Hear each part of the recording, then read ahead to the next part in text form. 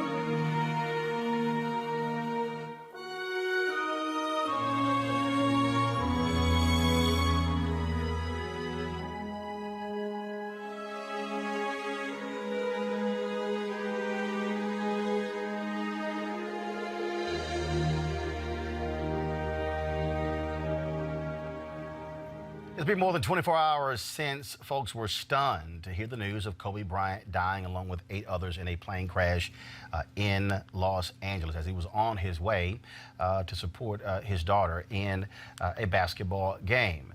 He, along with his 13-year-old daughter, Gianna, died Sunday in that helicopter crash in the L.A. area. 7 other folks were killed, according to Los Angeles County Sheriff's Department. Those folks include John Altobelli, the head baseball coach at Orange Coast College in Costa Mesa, California, who played baseball at the University of Houston. His wife, Carrie, their daughter, Elisa. Also on board was Peyton Chester, a 13-year-old basketball player, and her mother, Sarah. Also, Christina Mauser, also a coach, was killed, as well as a pilot, Ara Zobayed. Now, according to police department spokesman Josh Rubenstein, they took off under foggy conditions in Calabasas, California. Visibility was so low Sunday morning that Los Angeles police, they grounded their helicopters, which normally fly every day. And the official cause of the crash has not been determined. The helicopter was operating under special visual flight rules, according to an air traffic control conversation, which the pilot captured, that was captured by the website liveatc.net. This is actually a flight simulation as well as that conversation. 72 Echo X-ray, Burbank Tower, Burbank altimeter 3019, Burbank class Charlie, surface area is IFR, stay intentions. Maintain special VFR transition on the 101 westbound 2. November 2 Echo X-ray, hold outside Burbank class Charlie airspace. I have an aircraft going around. 2 Echo X-ray, hold it.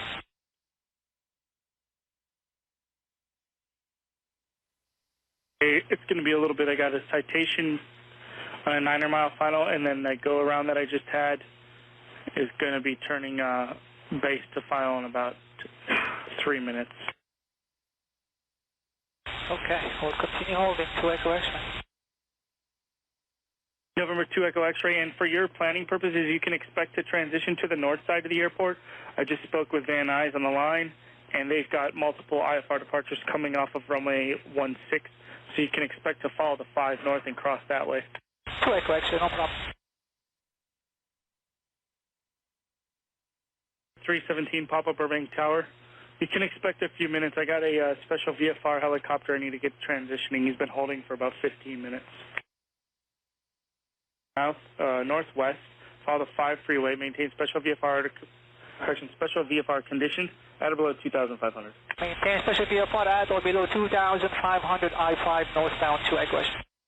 Number 2 Echo X-ray, roger, and you're cleared through Burbank Class Charlie surface area from the southeast to the northwest. Copy that, we'll maintain special VFR, copter 2 Echo X-ray. X-ray, for your transition to Camarillo, did you just want to follow the 118? 118, and then we'll loop around Van Nuys to catch the 101 2 Echo X-ray. Number 2 Echo X-ray, roger. Number 2 Echo X-ray, continue following the 5 northwestbound to join the 118, and then Van Nuys will work you through. Radar services terminated. Remain that squawk. Contact Van Nuys helicopters 119.0. 2 Echo X-ray, switch you to Van Nuys. Van Nuys helicopter 2 Echo X-ray with you for the special VFR transition. We are currently at 1400. Helicopter 72 Echo X-ray, Van Nuys Tower. Wind calm, visibility 2 1/2, ceiling 1,100 overcast, Van Nuys altimeter 3016. Cleared into Van Nuys Class Delta, northeast of Van Nuys along the 118 freeway westbound. Advise when you're in VFR conditions or when you're clear of the Van Nuys Class Delta. Transition at or below 2,500 permitting. 2 Echo X-ray, advise in VFR condition, and then we'll stay on the 118, we're currently at 1400, and we have 0235. Helicopter 2 Echo X-ray, thank you. And once you clear Van Nuys Delta, did you want to talk to SoCal? Affirmative, 2 Echo X-ray. Tower for 2 Echo X-ray, can we go ahead and start turning to the southwest close to 11? Helicopter 2 Echo X-ray, approved. And are you transitioning in VFR condition? VFR condition 1,500, 2 Echo X-ray. Helicopter 2 Echo X-ray, thank you. Contact SoCal now 134.2 for flight following 34-2. 34-2. X-ray ident. So X-ray, yeah, you're still on a 1200 code. Are you requesting flight following?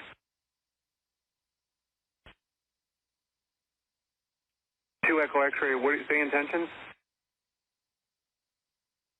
2 Echo X-ray, you're still too low level for flight following at this time.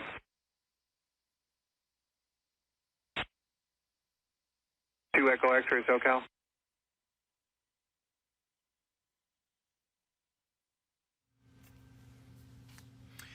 A witness in an interview with Extra TV talked and described those final moments, what he heard and then what he saw.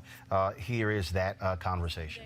You expected, tell us what you saw, what you heard, and then what you did. I didn't see much. I finished up my preparations for a rehearsal before services, came out to get my earphones in the car. I was standing in the parking lot. This is about 9:43.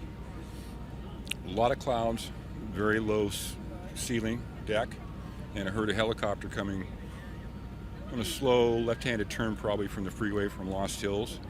And as it got above me, it was almost directly above us in the parking lot, or these condominiums here, moving very slowly, maybe 3, 4, 5 miles an hour. So it was in a hover, searching hover, but I could tell from a sound engineer with sound pressure, you could tell the altitude was low. So I listened, I looked directly up, and I couldn't see it. So it had to be up maybe 100 or 150 feet in the cloud deck, because I wasn't seeing any disturbance. If the helicopter's in a hover, its rotor wash is going to be throwing a lot of air down. I didn't see any disturbance in the clouds. So I just listened to it. My alarm bells went off because I'm going, this is awfully low. And I knew that we got the terrain over there. He hit it off on an easterly track, went right over the Los Virginia Water District building right there, and still in that little bit of a left-hand turn, and about 20 seconds later from when he was here, heard the impact. What did the impact of the helicopter sound like to you? It was not very loud. You could hear the crushing and collapsing of fiberglass, plexiglass. I did note the thing that stuck in my mind is when it impacted, the rotors stopped literally immediately. There was no secondary. The rotors weren't like breaking off and hearing things fly off. It just all stopped. So, however the impact happened, it ended very, very quickly. I hope that the occupants didn't suffer because it was very, very quick. Because it went silent within just a thump, and no explosion in the sky. I was not in a visual standpoint because of the trees in the building. The property manager Jerry, whom I work with, was standing right over here by the marquee, and he was on the phone talking to somebody, heard the impact, and looked over, and he saw the smoke because he had a visual line of sight. The clouds were low enough that the helicopter went in basically right at the cloud line. He must have just come out of it, but he flew probably straight into the hill. That's why I think he went in rotors first, because everything just immediately stopped. And then what did you see after that? Was there smoke? Were there flames? Once I immediately pulled out my phone, called 911 within 45 seconds. I was on with dispatch. They transferred me to fire department dispatch. Was speaking to them. The sheriffs were already overshot and were heading down to Mulholland Highway. And I said, they're going too far. It's not at Mulholland. It's right here at the Water District, because I know it was flying on an eastern track. It's a lot farther up. So dispatcher said, I've lived here for 50 years and I know each canyon and location. She said, I'm glad you know where everything is. And then within 4 or 5 minutes, from three different directions, 3 different fire units, sheriff, search and rescue, all appeared. Thank you for calling 911. It's a terrible tragedy. It is. I think he was just disoriented. I didn't hear any malfunctions on the aircraft. Apparently, Kobe's helicopter was a twin turbine, so he had power, and it sounded like he was in control because it was in a slow. It's hard to control a helicopter when you're in a hover or a slow. You've got to have command of the aircraft. So I think he just was disoriented and he did not know where he was. I came out here about 2 hours, 90 minutes after it happened. It was still foggy. Yeah. There was no blue sky. Is that usual to see that kind of weather out there? I met one of the residents who's lived here for 17 years. He said all the time that he's lived here, right in this condo here, he says he's never seen the clouds or the fog so dense or so low. Really? The music director that I work with was coming up from Montanito, halfway to Malibu from here, 4 miles away. He said there were no clouds where he was. So apparently we have these, these local little microclimates, and the property manager, who's been here for 10 years, says this particular little bowl here has a tendency to generate a lot of clouds and fog from time to time. Thank you for watching. If you want more. Again, that was courtesy of Extra TV. Of course, front pages all across the country gave an indication of, again, how significant this loss was. This is the front page of the Los Angeles Times. Kobe Bryant dies in crash. Other newspapers, the New York Daily News, a photo of Kobe, but also one with his daughter as well. Also, this is the Hispanic newspaper there in Los Angeles that also focused on Kobe Bryant. New York Post, you have Philadelphia Inquirer. This, of course, the hometown of Kobe Bryant, where he was born. His dad, of course, played basketball in the NBA in Philadelphia as well. The Los Angeles Daily News. The LA Times also had a special section dedicated to Kobe Bryant today. This is the Tampa Bay Times. Again, front pages all across the country as media outlets shocked by the news of the death of Kobe Bryant. This, of course, the Wall Street Journal. Very rare, of course, you would have sports stories on papers like the Wall Street Journal make the front page, but Kobe Bryant simply was not an NBA star, was more and beyond just even an NBA legend, was a world icon. And so folks have been reacting in so many different ways. Yesterday, as news broke of the death of Kobe Bryant, the Los Angeles Lakers were actually flying back from Philadelphia, where they had played, and helicopters captured this video of LeBron James on the tarmac as soon as they landed. Quite emotional because you guys can go and roll the video. The night before, he surpassed Kobe Bryant in terms of most points ever in NBA history. And so when you see this video, you'll understand, again, the emotion of LeBron James in terms of, his reaction. The players were stunned. He was greeted by folks on the tarmac, hugging. You can see him noticeably sobbing. So many other people. So, guys, let me know when that video is ready. I want to introduce our panel. Joining us in studio, Etan Thomas, a retired NBA player. He joins us. Kevin Merida, of course, he leads the Undefeated, a sports site by ESPN. On the phone line is Mark Spears, longtime NBA writer who also writes for the Undefeated. And so glad to have all of you here. Mark, I want to start with you. You have covered the NBA for a number of years. You've interviewed Kobe Bryant many times. And just, can you hear me, Mark? Can you hear me? All right, guys, let me know when we have Mark's audio straight. We'll go to Etan Thomas. Here I go. There you go, Mark. Okay, now I got you. So, you've covered the NBA for a number of years. You've interviewed Kobe Bryant on many occasions. Just your thoughts on, again, losing someone of his stature at the age of 41. You know, I haven't really been reflecting much on the basketball part. I've been reflecting a lot on the person. He was the most unique basketball player I've ever been around. Extremely bright, knew several languages, was thinking about post-basketball, after basketball, quick-witted. You thought he'd have a master's degree, even though he wasn't educated. He was just a remarkable, cool person who made everybody he spent time with feel like they really knew him and were a friend. And he's just, I'm still trying to process this, man. I think it's not just NBA fans, but the world is, and hasn't really sunk in yet. Kevin Merida and Etan, I'll go to you. You played in the NBA, and I go to All-Star Game every year, and people I don't think really understand the reverence that players have for the game's legends in terms of how they treat them, how they receive them. Every year there's the Legends Brunch, the special seating for legends at the game as well. And so for the public not really understanding that dynamic, but for you, he was also a peer. Yes, I mean, we were part of the same high school class, class of 96. You know, he went on to the NBA, and I went to Syracuse University. And, you know, I saw parts of Kobe Bryant, you know, and that everybody else didn't quite see all the time. You know, you see a lot of players right now pouring out different stories and telling stories of interactions that they had with Kobe Bryant, you know, outside of basketball. And, of course, you could tell basketball stories all day.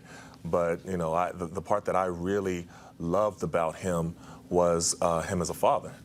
And, you know, seeing him, he coaches his daughter's AAU team, and seeing them with his daughters, and, you know, that clip where he's next to his daughter at a game and they're like breaking down specific things about the game, and she's nodding her head and he's really teaching her, and those are like precious moments, and those are the moments that, I mean, you know how I feel about the you know, the way that black men are portrayed, especially as fathers, especially black athletes. I wrote a book on fatherhood that you were a part of.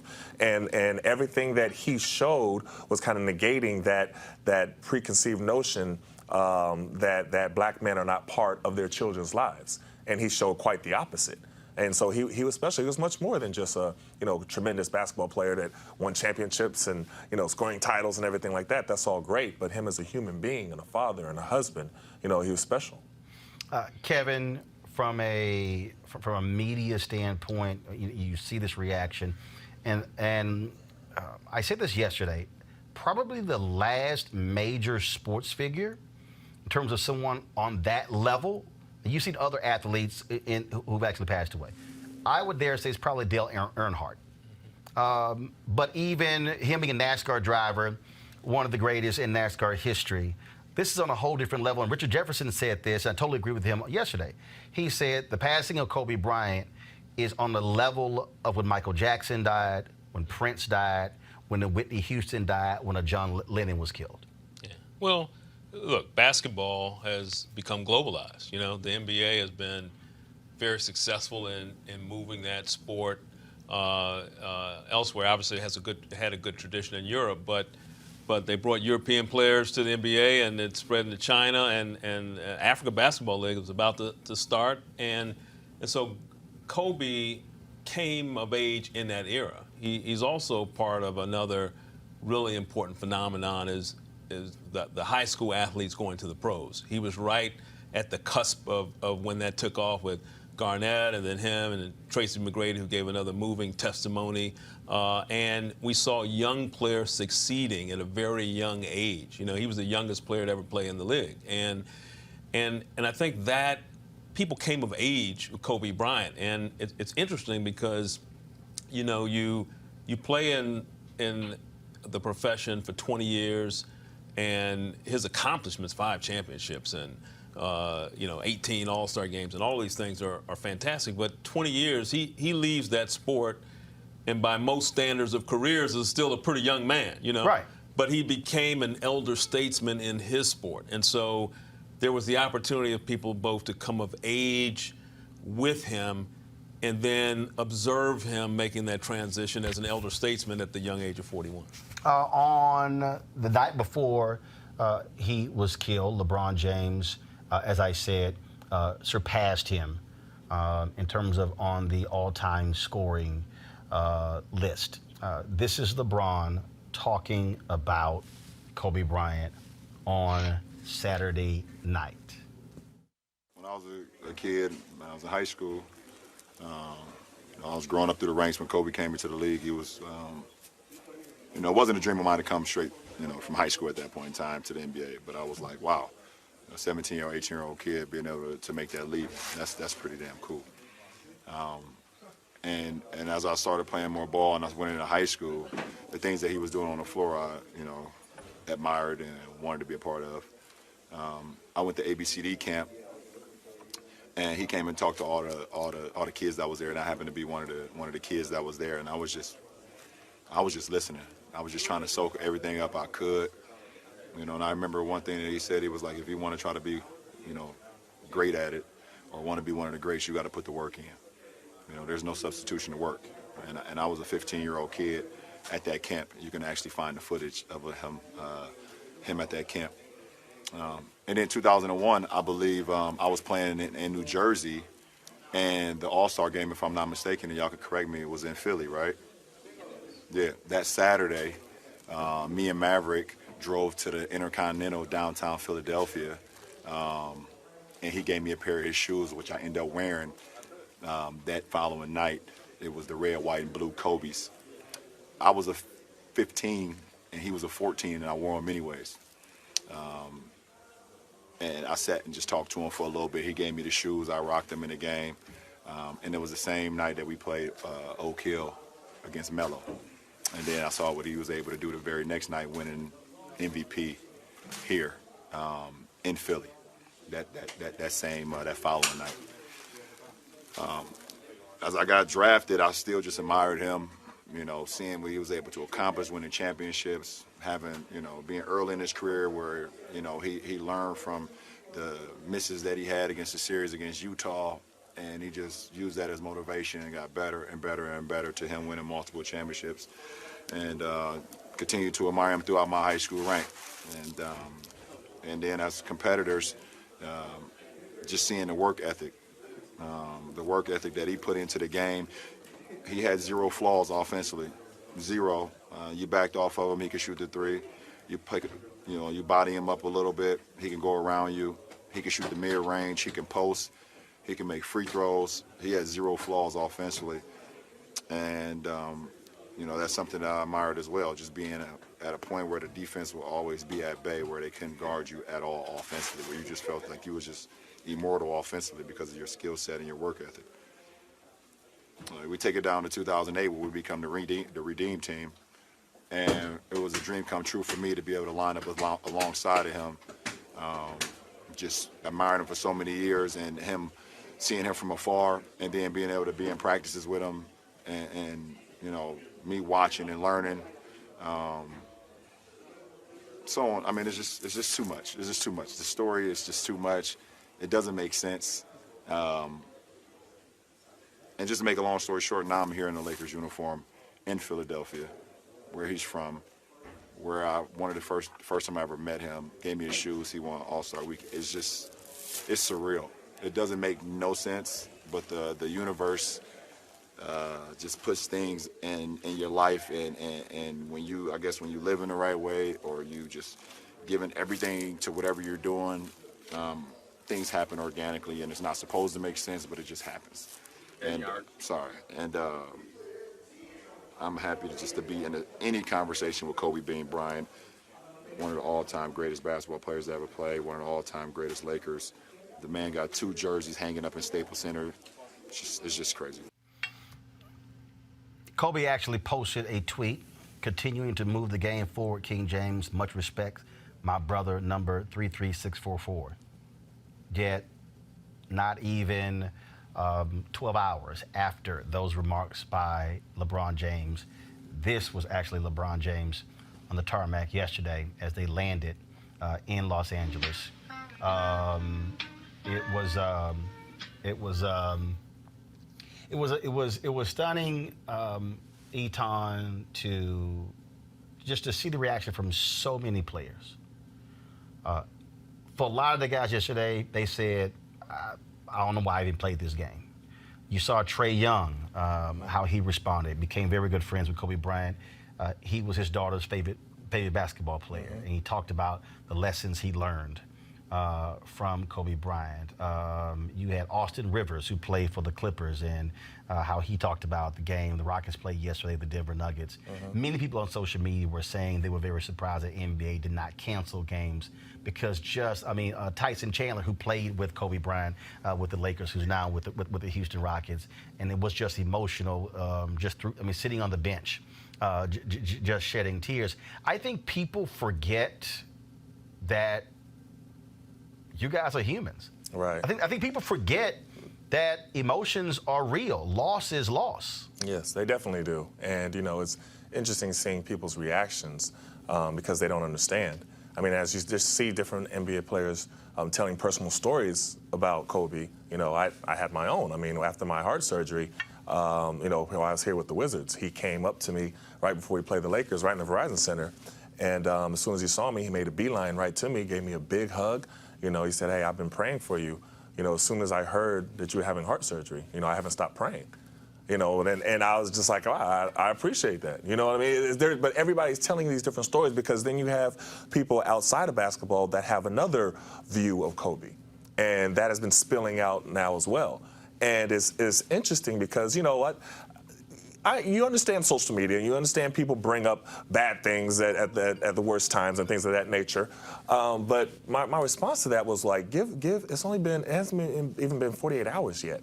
Like, give the family a chance to breathe first before you start bringing up all the negatives and all the things that you don't like about him and different things in his past. And I've seen that on people outside of the NBA, not in the NBA, people who knew him and had contact with him and were affected by him and, you know, who he had impact on their lives, but outside of the NBA.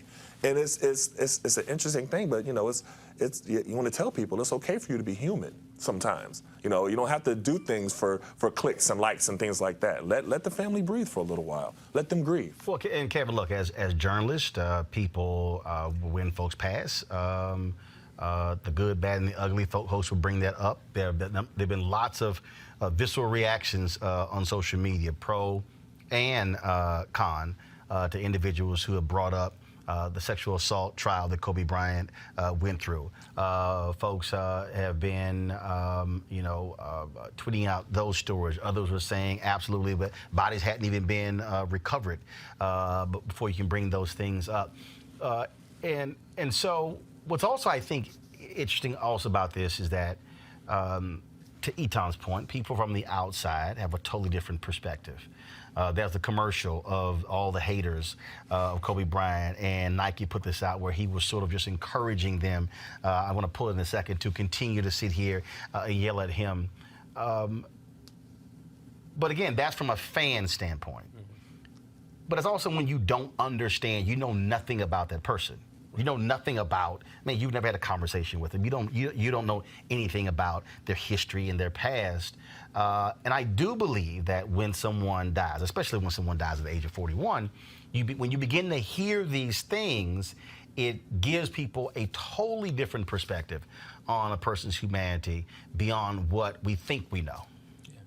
Well, look, we are, the American culture is one of celebrity. You know, we celebrate celebrity, and while, yeah, there are going to be some people tweeting out stuff, I think the preponderance of outpour is really the remembrance and the celebration of Kobe, and I think that is classic for how we are as a culture. I mean, you know, even if we don't know people, we think we know them. We have some moment. We were at a game. We remember something. We're shocked by death, and you know, you brought up Dale Earnhardt, but you know, you and I both know Roland in politics, you know, JFK Jr., Princess Di, other major deaths that had the world galvanizing around them, and everybody processing these public figures, even if they were many, you know, miles removed from them and no personal contact. And, I think that's just our nature. Sometimes you can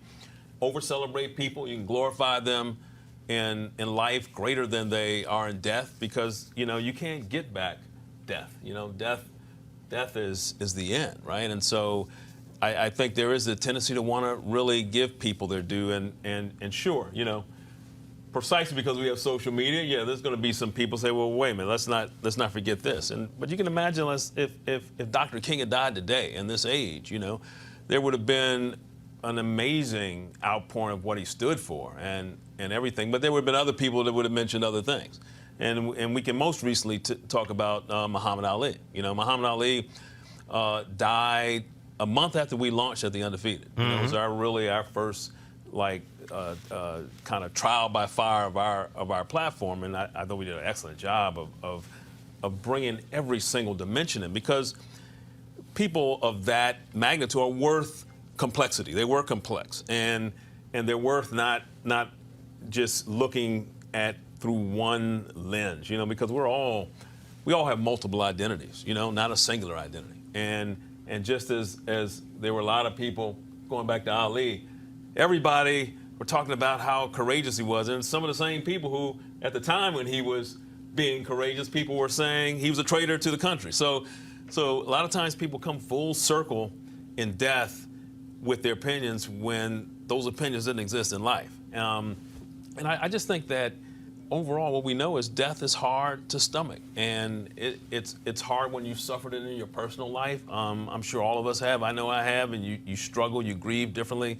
But when it's a public death, it's really hard, because there's this tendency to want to say something and to feel like that person is part of you because they took up a space in your life. Kobe is, you know, one of the greatest athletes. He's going to go down not only one of the greatest basketball players, one of the greatest NBA legends, but one of the greatest athletes to play a team sport. I think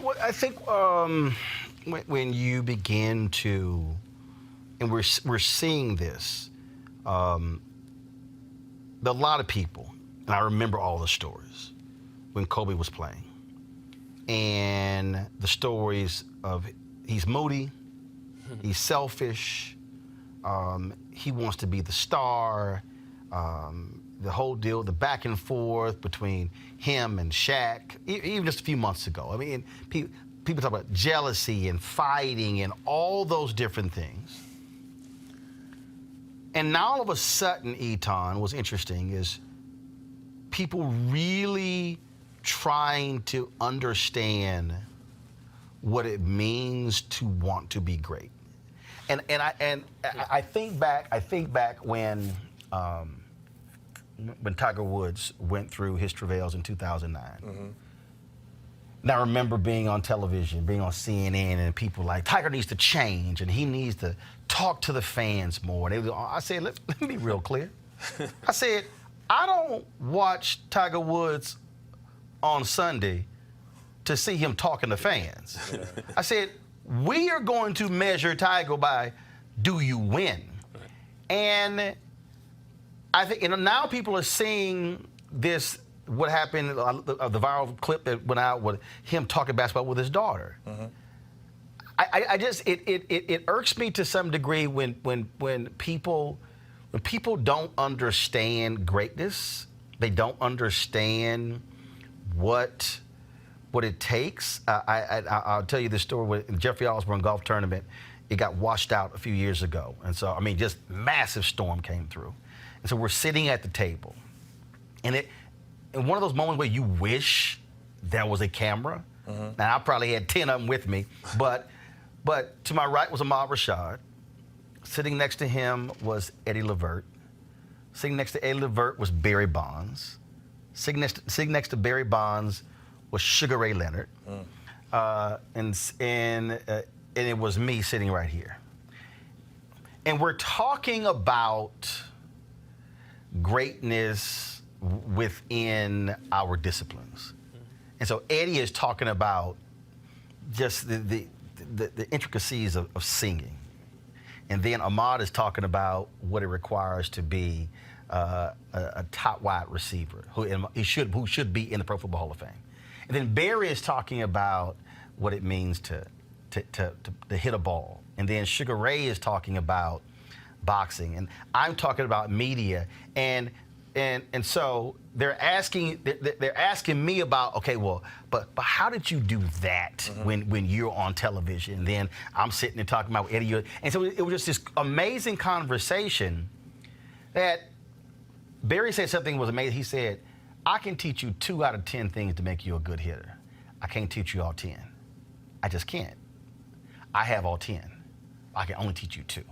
And it was just, and now people are seeing how Kobe thought mm-hmm. and then what drove him and how he saw things. And people at his level, with no disrespect, simply see it in a totally different way than other people. Well, I definitely agree, but and the thing about it is that a lot of people just didn't know Kobe. They knew what they thought they knew. So they thought they knew him, and they thought, okay, well, I heard he is this, or I heard he is that. And that's what people can say that about any of us. Oh, I heard Roland Martin is this, this, and this. You know what I mean? Oh, I heard that Kevin is this, this, this, this, and this. But they don't know you. Right. And they have no idea about you at all. And that's what you're seeing with Kobe. You're having all these people saying all these different things right now, though. It hasn't even been 48 hours after his death. His family is still, they're in mourning. They were still trying to discover the facts as far as, how many people were on the plane. Right, because initially it was 5. Right, and then it was then with the news conference, then we find out the manifest was 9. Right, he was like, oh my God. Then initially it was his 4 daughters were on the plane. Right. Then it was. Then Rick Fox was on the plane. Right, then he wasn't on the plane. Right. Right. Man, I find tweeted like, yo, media people, chill the hell out. I can wait. And that's my problem, because then in the middle of all of that, now you want to have a conversation about his failures, about his shortcomings. You know what I mean? I just don't think that's the time to have that conversation. Now, if you want to have the broader conversation down the line and examine him totally, that's different. But right now, that's like just give the family, and with TMZ reporting it before the family is even notified, that's a whole different issue that I have a problem with. You don't have to be the first person to report something all the time when you're dealing with death.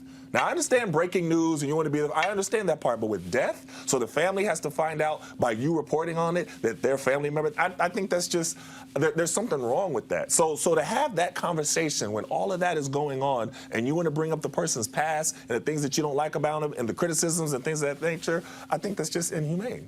I do. I also think, Kevin, this thing is hitting, I think it's hitting differently, obviously, because he dies on a helicopter crash with his daughter. And then we find out the other people on the plane as well. And I think when a child dies, we certainly look at it differently. And for the general public, folks were really introduced to her just a few weeks ago when they saw that video. Because since he retired, he hadn't gone to any games. Yeah. He only started going to Lakers games this year. With her. Right. Because of her. Yeah. And so I think that also plays such a role in how people are reacting to this. This is a video, of course, them at home, and he's playing basketball with her. And remember, he has a total of 4 daughters, but this was the one who, and he would tell this story. He told it on Jimmy Kimmel, which was pretty funny.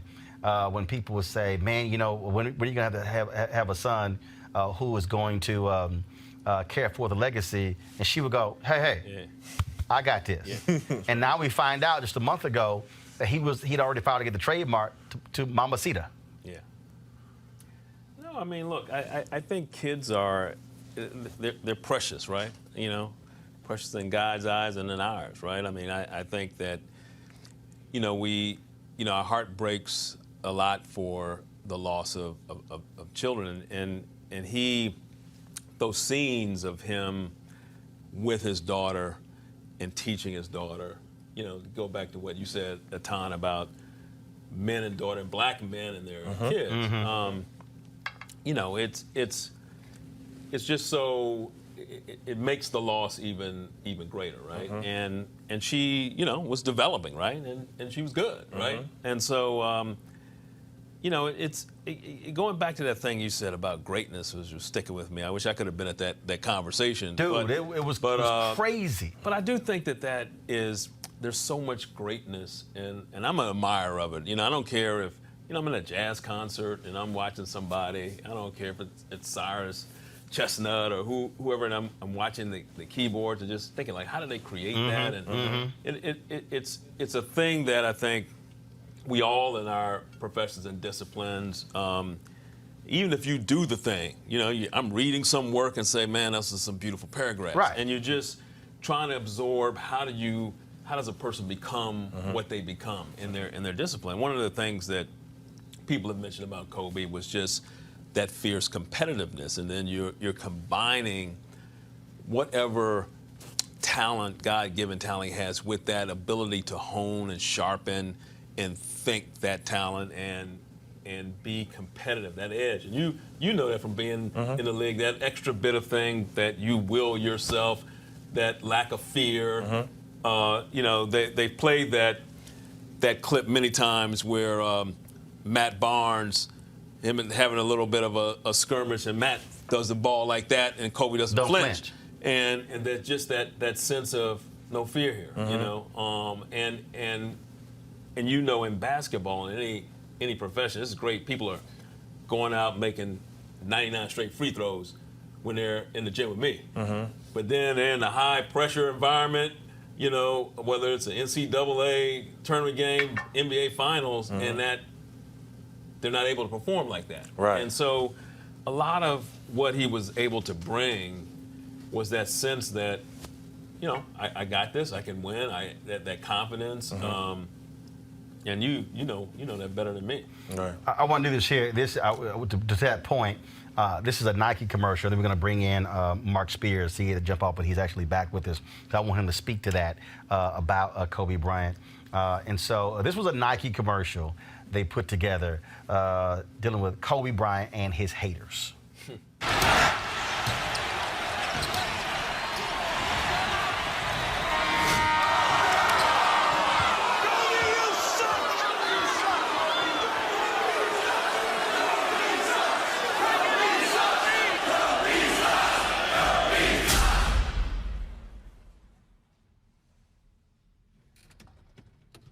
I've been hating you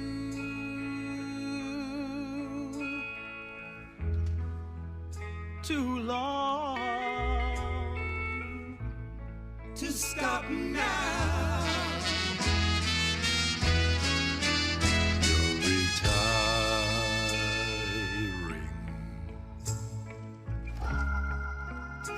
learned to be free. My hate was growing stronger as you became a habit to me. Don't make me stop now. I hate you with all my heart.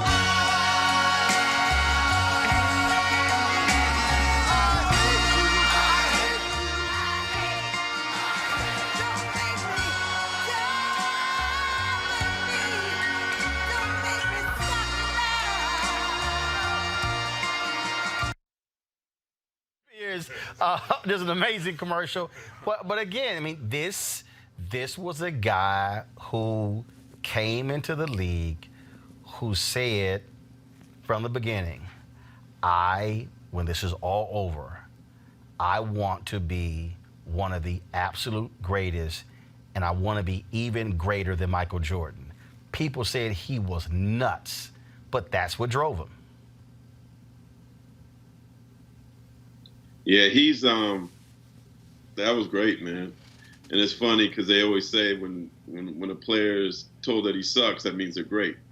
Right? You don't leave that for no average player.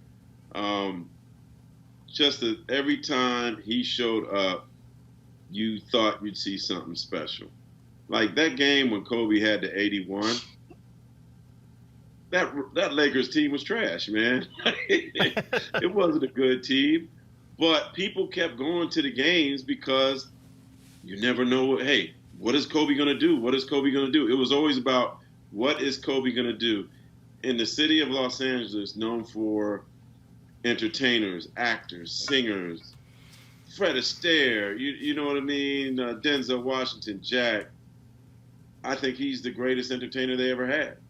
He was a man that was able to bring Hollywood out of Hollywood into downtown or to Inglewood. You think Kobe was greater than Magic Johnson? You think Kobe was greater than Magic?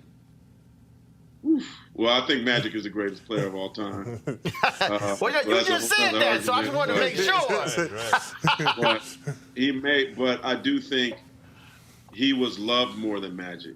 As hard as that is, I don't know that there was a politician, a singer, an actor, Michael Jackson included, every actor included, Magic included, Kareem included, Shaq, that I think that city loved more than him.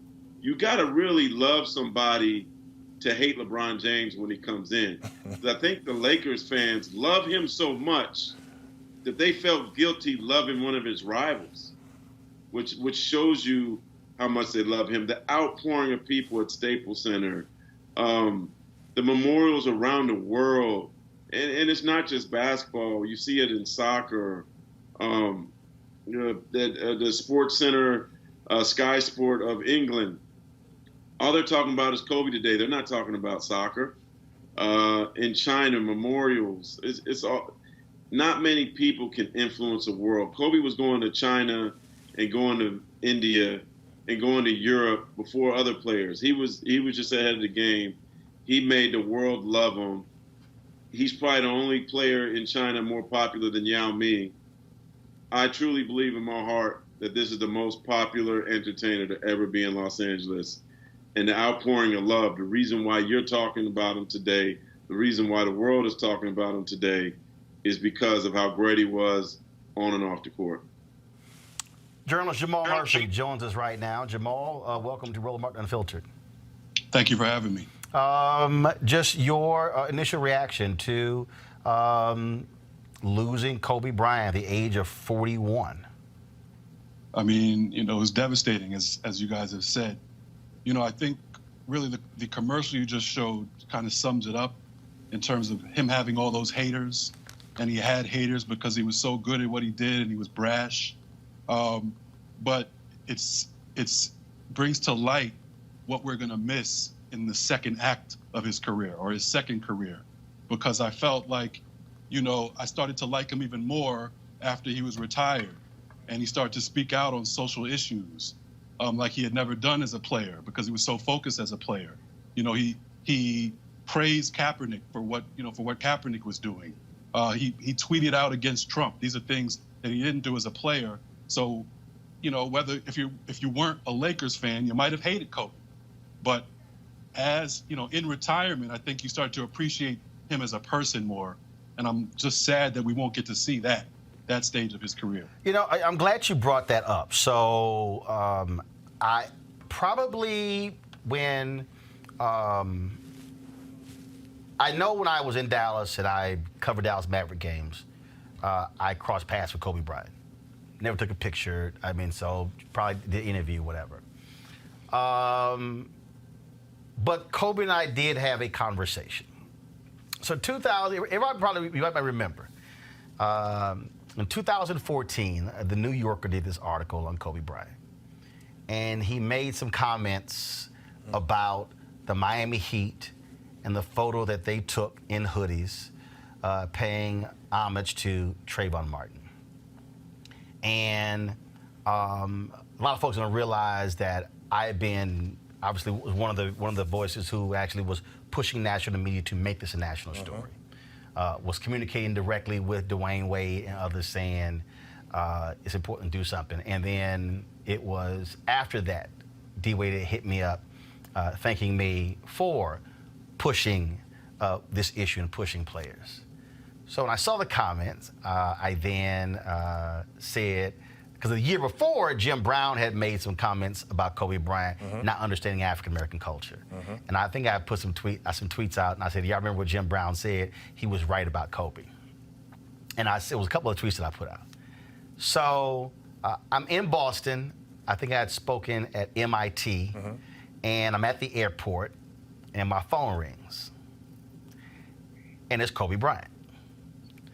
And I'm sitting like, I don't know how in the hell he got my number. And I think what happened was him or his people called my office. And my folks did not tell me, but they told me later, call my office, got my phone number. And so he calls me. And he wants to talk about my comments. Now, here's the deal. I ain't scared of nobody. I've written and went after Oprah. I've hit all kind of people. So I'm like, okay. Like, you ain't the first celebrity I've hit. And so we had this, it was probably about a 20-minute conversation as I was, and the flight was boarding, but I got on last that he finished his conversation. And it was a really interesting conversation, a back and forth, because I shared with him exactly why I felt he was wrong in his comments. And he talked about how he felt that his comments had been taken out of context, and then I explained to him, I said, well, this is also why you need to understand when the writer is writing, they control what all comes out. And it was this really interesting conversation, and so he said, hey, hopefully we can get together next time you're out in LA. And Mark Spears, it bothered me that, and what the crazy thing is, like literally in the last 2 weeks, when I went to Ghana, I lost, both of my phones got wet, and I realized my stuff was not backed up. It was a bunch of numbers that I didn't have, or a bunch of numbers that I lost. And I was just checking different names to see if I still had their number, and I had checked to see if I still had Kobe's number. And in the last 2 weeks, I literally said, you know what, we never connected. That was the only conversation we had. I had his cell phone number the whole time. I may have sent him a text or two. But we never connected after that. But it was interesting it was interesting to me, Mark, that he wanted to have that conversation directly with me.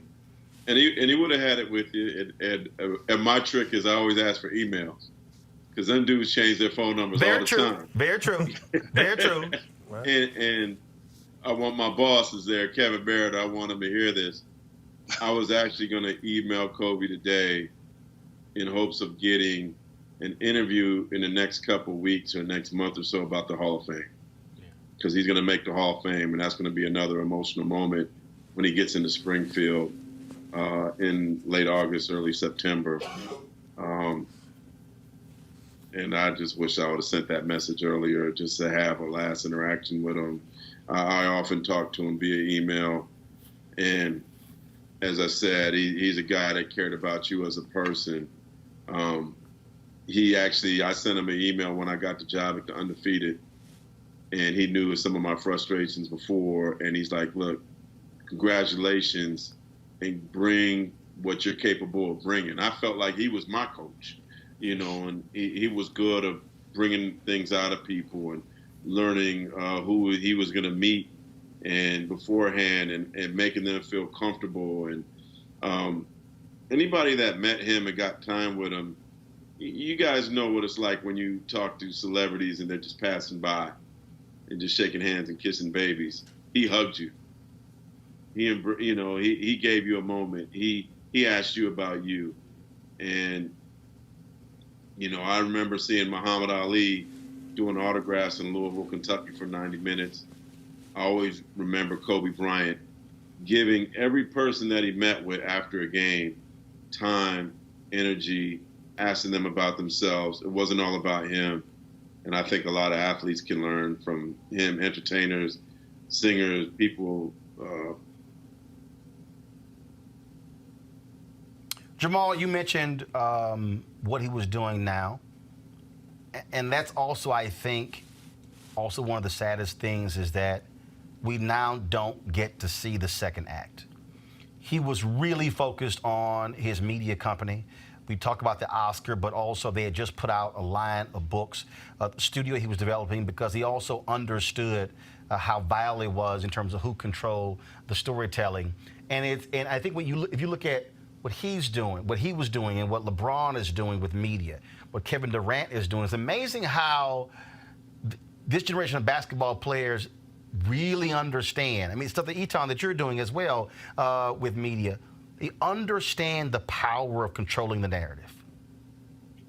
Yeah, no question about it. And, Kobe especially, he was very careful with what he said to reporters. You could tell he was guarded, as a lot of great players are. And, for him, and you could tell once he was retired, he opened up and he decided to tell his story more. And, he brought his daughter into the mix in terms of opening up and allowing people to see what she was doing and that she was going to carry on his legacy. And he was very hands-on with everything he did. So, yeah, it's clear that he was trying to take control of his own narrative and write his own story in the second half of his, in his second career. And like I said, I mean, he had a great career with the Lakers, 5 championships, an MVP, scoring titles. But personally, I feel like he could have been that and more, after his career. This next career here, I'm just so saddened to know that we're not going to see that second act because the beginning of it was so promising. Eton, Tracy McGrady said on ESPN that Kobe said he wanted to die young, that he wanted to be immortalized, that he wanted to be known in even greater terms than Michael Jordan. It is still interesting to me that he had this fixation, I guess akin to Ali saying I'm the greatest, of wanting to be known as the greatest. Well, wanting to be the greatest and then working to be the greatest are two very different things. And he worked to be the greatest. When you talk to different people who played with him, he talk about his unbelievable work ethic, how they would have, these long 2-hour practice or training camp, and he would come right back for a third practice, after 2 a days because he wants to perfect something else. I played with Michael Jordan for 2 years. So, then after playing with Michael Jordan, then seeing Kobe, I was like, wow, he really patterned his game after him for real. You know what I mean? So much to where how he walked, how he talked. Like it was weird when you're with somebody every day and you see somebody else that looks just like them and moves like them is kind of eerie. But that's who he was. But I wanted to mention something back to what you said about the activism. I do a lot of work with Emerald Gardner, who is Eric Garner's daughter. And interviewed her in my book, We Matter, Athletes and Activism. And she talked about what it meant to her to see Kobe Bryant wear the I Can't Breathe shirts after her father was murdered. And she said not only just him, but the entire Lakers team. She's talked about how much that meant, because a lot of times people will say, well, what is wearing a T-shirt? Is that really activism? What does that really do? You know what I mean? They were people who are trying to downplay what current athletes are doing in the realm of activism. But when you talk about the people who they're wearing it for, like the family members of Eric Garner, she talked about how she felt that they were finally heard, that somebody was speaking out for them, that somebody was there, representing them and saying that this isn't right. And she talked about how, you have your loved one murdered, and then you go on TV, and then you look on TV and see everybody justifying why he deserved to die. So having an athlete coming out and saying, no, he did not deserve to die, and taking a stand like that, how much it meant something. And she talked about that with Kobe Bryant specifically. Kevin, I don't think people also understand, like, stuff that LeBron has done. He's done a lot of stuff. And people say, well, Kobe started issue with homelessness and other issues he started dealing with after his career. Because I don't think they understand that when you have a quest to be the greatest of your career, it's a laser focus. I mean, there are videos where he's talked about why he was flying in helicopters. Because he also was talking about the amount of time he would be sitting in traffic and know how he wanted to go pick up his daughters from school. Because every 15 or 20 minutes he can have with them, it was precious to him, And so when you talk about activism, look, the greats retire at 35, 36. Yeah. Basically, what he's saying is there are things that I can do after my career is done. And so that's why I think when people are all of a sudden they say, oh, man, I didn't realize he was doing that and that and that, because there was a fixation on this is I need to be completely focused on my career if I want to be great, and then I can do those things when my playing days are done. Yeah. And look, I think he made, in the same way he studied the game. I mean, Tom mentioned studying Jordan, and you can see the pattern of his game. There's this, you might have seen this video that was being recirculated that is beautifully edited to show Kobe shots, fadeaways, moves, and then Jordan, and it looks like you're watching the exact same player. And the same way as he went in the media, he's studying other people. He's studying writers and filmmakers. He wants to learn the craft that will give him the inspiration and also the knowledge to be great in that next realm. I mean, to win an Oscar after like 2 years after you started doing it, and even if it's just about getting with the right people, to be able to make your animation it shows a certain kind of precision and intellect, And I remember watching Dear Basketball. I think the first time I saw it was performing live. It was live showing with the LA Philharmonic Orchestra, and it was just the notion of seeing this animated thing and the orchestra playing it live, and that was like a high level execution, just the thinking about it from an athlete standpoint. And here is a trailer of that. Let's go ahead and play it.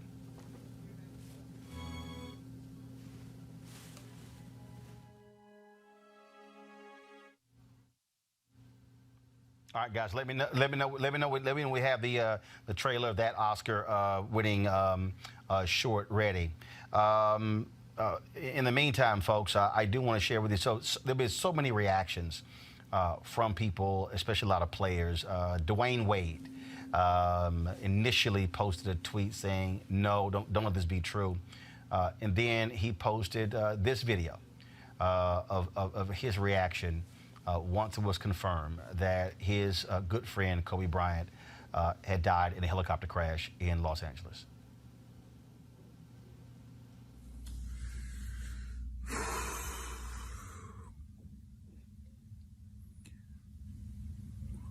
Today is one of the saddest days in my lifetime.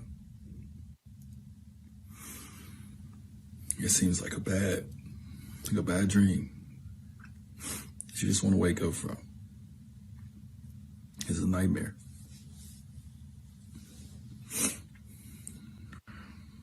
I know we all feel the same way about such a great leader, just a great champion, just a great person. If you got a chance to know Kobe, you got a chance to really know Kobe, ain't nobody better, man. Emotions are all over the place. These are the moments when you ask why. Here's a video of the greatest scorer in NBA history, the great Hall of Famer Kareem Abdul-Jabbar. It's very difficult for me to put in words how I feel about the loss of Kobe Bryant. As a young boy, I met him when he was 11 or 12 years old. I was friends with his dad, Joe. We were former adversaries. Joe played for the 76ers, but he was a good friend and someone that I shared a friendship. And it's hard for me to understand now how this is affecting Joe and his wife. So to Kobe's family, I want to send my most sincere and heartfelt regrets and prayers, and my thoughts are with you guys. Kobe was an incredible family man. He loved his wife and daughters. He was an incredible athlete and a leader in a lot of ways. He inspired a whole generation of young athletes. He was one of the first ones to leave high school and come into the NBA and do so well, dominating the game and becoming one of the best scorers that the Los Angeles Lakers has ever seen. I had the privilege of being there when he scored his 81-point game, and it was something that I will always remember as one of the highlights of the things that I have learned and observed in sports. Kobe, my thoughts are with you. Absolutely. Rest in peace, young man. This loss it's just hard to comprehend. Go with God. Here are some of the tweets that were also posted. First off, by the Hall of Fame. We can pull those up.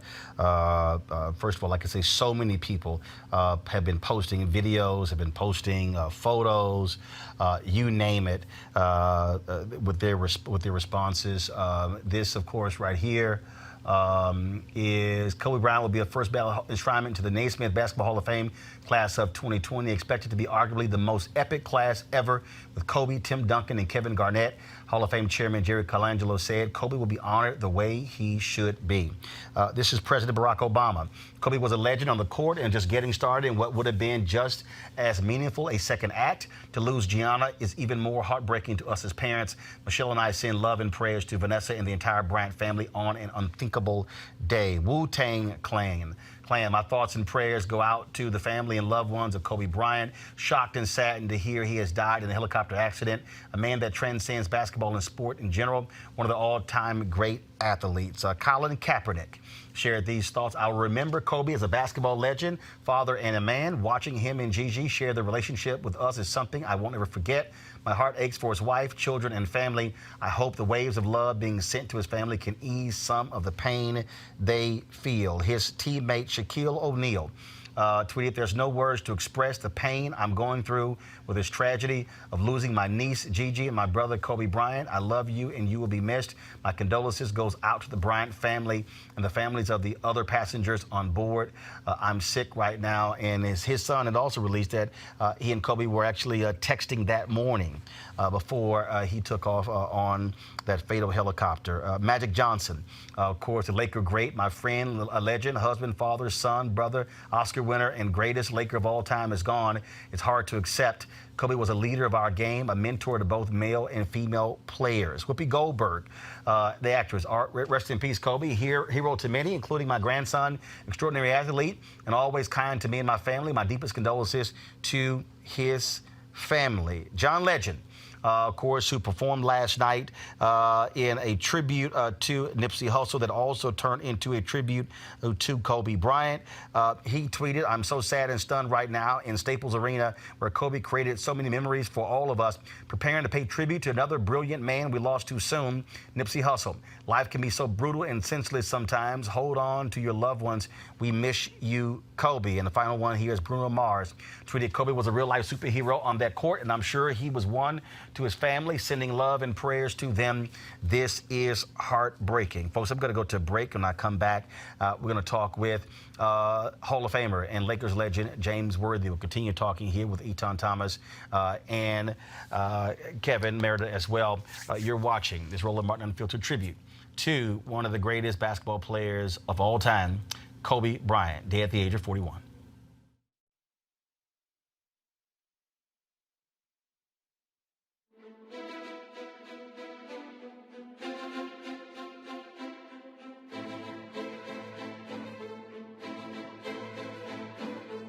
want to check out Roland Martin Unfiltered?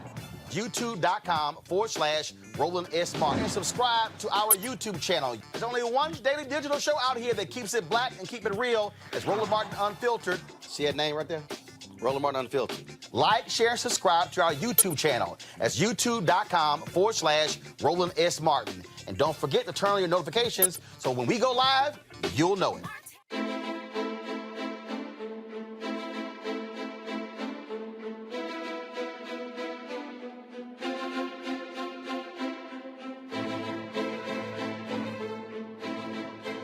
All right, folks, welcome back to this special edition of Roland Martin Unfiltered as we honor and pay tribute to Kobe Bryant. Passed away yesterday at the age of 41, dying in a helicopter crash along with 8 others in California. So many people are just shocked and saddened by this news.